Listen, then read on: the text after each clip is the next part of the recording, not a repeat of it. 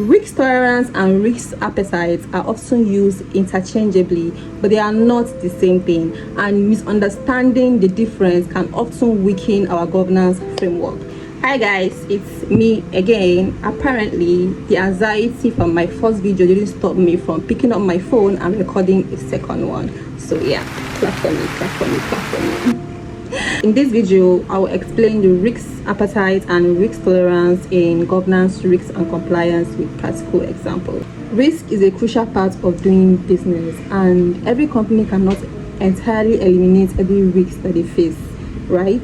And notwithstanding that, successful business owners frequently take calculated risks that help them outperform their competitors, generate trust with their customers, and also get income and also make money, make income. That's the main source of starting a business from the beginning. Let's get back to our risk appetite, because I'm just trying to explain risks so that you will remember where I'm coming from. I explained this in my first video, my previous video, so you can go and watch that if you want to understand governance, risk and compliance on its own.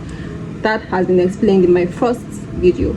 Now let's talk about the risk appetite. Risk appetite is the amount of risks or objectives a company is willing to pursue in order to achieve their objective and to achieve their organizational goals. Just like saying my company is willing to lose $1,000 to make $10,000, right? That's basically what risk appetite means. It's the amount of risks, the amount of resources you want to lose to gain more.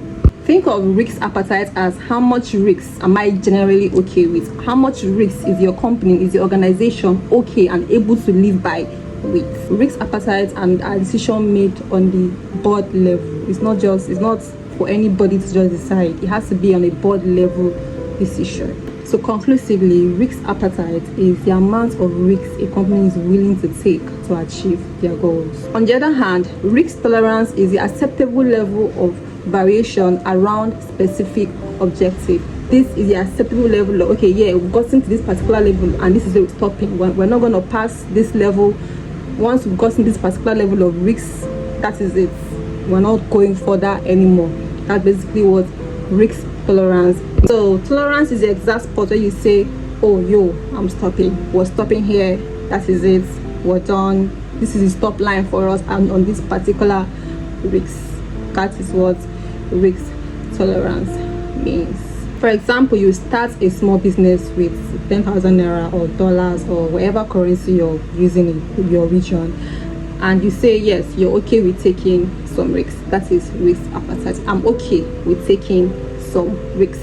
That is risk appetite. And then when a risk has gone past, let's say 2,000 naira, that is where you say no, that this is the end of this is my stop line for this particular business. Once it has gone past 2,000 naira, we're not going past that. We're not going past that loss. You put a boundary on that, and that is the end. You stop it immediately. Now let's bring it back to GLC. Let's now connect it back to GLC. When a company says we're okay with taking moderate risks, that is what risk appetite. And when a company says if it reaches a particular percentage, we cannot take it anymore, that is risk tolerance. So basically, risk tolerance is your limits. This is your set out limit. Once it gets to that particular limit, then nothing is going on anymore. You're done. You're over it. Okay.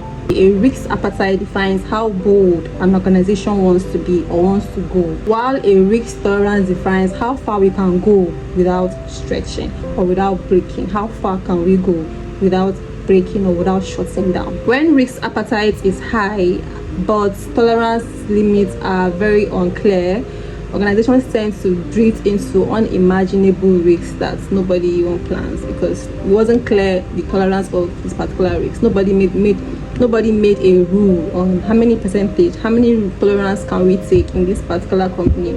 So when such rules are not made, then the risk is definitely not inevitable. We're going to be in so much risk. For example, like the Wells Fargo scandal in 2016, that when the staffs were going to create different unauthorized accounts with customers' details without their consent. That is because they were not given a specific tolerance level on the amount of customers they are supposed to bring. So that escalated so much that they started opening different accounts, different unauthorized accounts with customers' details without their knowledge, and that was a very, very big risk for Wells Fargo in 2016. So thank you for watching on today's video, and I'll see you guys in my next video. Please don't forget to subscribe, like, and share with your GLC enthusiasts, share with your people, that anybody that is interested in learning GLC. Share this video and give me a thumbs up. Bye guys, thank you for watching. Bye.